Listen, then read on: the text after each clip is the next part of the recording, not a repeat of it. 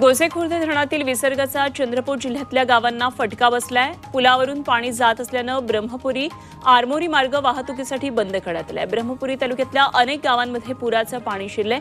दरम्यान प्रशासन सध्या परिस्थितीवर लक्ष ठेवून आहे। बुलढाणा जिल्ह्यामध्ये नदीवरील पुलाअभावी एका महिलेची अंत्ययात्रा ट्रॅक्टरमधून नेण्याची वेळ आली आहे। मलकापूर तालुक्यातल्या हिंगणा काझी गावामध्ये ही घटना घडली आहे आणि गेल्या अनेक वर्षांपासून हे ग्रामस्थ नदीवर पूल बांधण्याची मागणी करतात, मात्र प्रशासनाचं त्याकडे दुर्लक्ष होत आहे। हिंगोलीच्या उखळीमध्ये अतिवृष्टीमुळे साचलेलं पुराचं पाणी शेतजमिनीमध्ये राहिल्यानं पिकं सडून गेली आहेत, तर शेतजमीन अक्षरशः खरडून गेली आहे। त्यामुळे 12 ग्रामस्थांनी आमरण उपोषण सुरू केलंय आणि 150 शेतकरी साखळी उपोषणाला बसलेले आहेत। या नुकसानग्रस्त शेतांना एकरी 50,000 रुपयांची भरपाई द्यावी अशी मागणी त्यांनी केली आहे।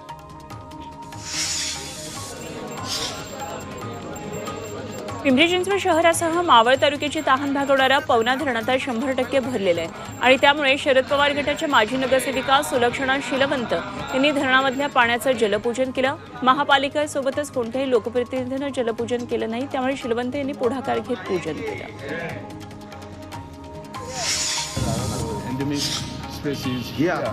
जागतिक वारसा स्थळ असणाऱ्या साताऱ्यातल्या कास पुष्प पठाराची जपानी पर्यटकांनाही भुरळ पडली आहे। विविध रंगी दुर्मिळ फुलं पाहण्यासाठी जपानी पर्यटक आल्याचं पाहायला मिळत आहे। यंदा या फुलांचा हंगाम 5 सप्टेंबरपासून सुरू झाला आहे। साताऱ्यामध्ये पिसाळलेल्या कुत्र्यानं 28 जणांचा चावा घेतला आणि चावा घेतलेल्या कुत्र्याचा नगरपालिकेकडून आता शोध घेतला जातोय। मात्र हा पिसाळलेला कुत्रा अजूनही मोकाट आहे, त्यामुळे नागरिकांमध्ये भीतीचं वातावरण आहे।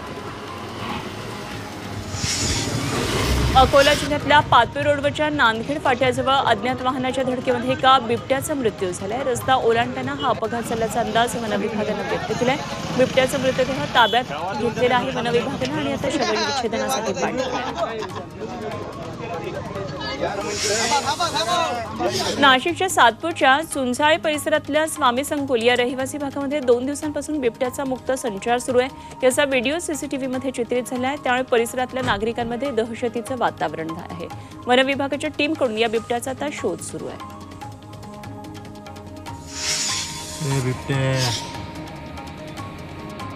कोल्हापूरमध्ये अवैध उत्खनन प्रकरणामध्ये 13 जणांना तब्बल 144 कोटींचा दंड ठोठावण्यात आलाय।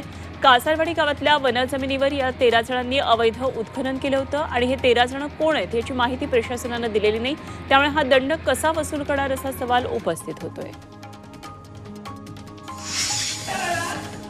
संभाजीनगरच्या आकाशवाणी परिसरातील एका खासगी क्लासमधील विद्यार्थ्यानं आत्महत्येचा प्रयत्न केला। या प्रकरणामध्ये क्लासच्या व्यवस्थापनाकडून समाधानकारक उत्तर मिळत नसल्यानं संतप्त आंदोलकांनी या क्लासची तोडफोड केली। जळगाव जिल्हाधिकारी कार्यालयामध्ये दूषित पाणी प्यावं लागत असल्यानं कर्मचारी आणि नागरिकांचं आरोग्य धोक्यात आलंय। वॉटर फिल्टरमध्ये बिघाड झाला आणि त्यामुळे या पाण्यामध्ये आळ्या झाल्याचं आढळून आलंय। ऑलिम्पिकमध्ये 2 पदकं जिंकणाऱ्या नेमबाज मनू भाकरला 3 महिने विश्रांती देण्यात आली आहे, त्यामुळे ISSF विश्वचषकाच्या अंतिम फेरीमध्ये 2 स्पर्धांमध्ये सहभागी होणारा नेमबाज रिदम सांगवान आता एकमेव भारतीय नेमबाज असेल।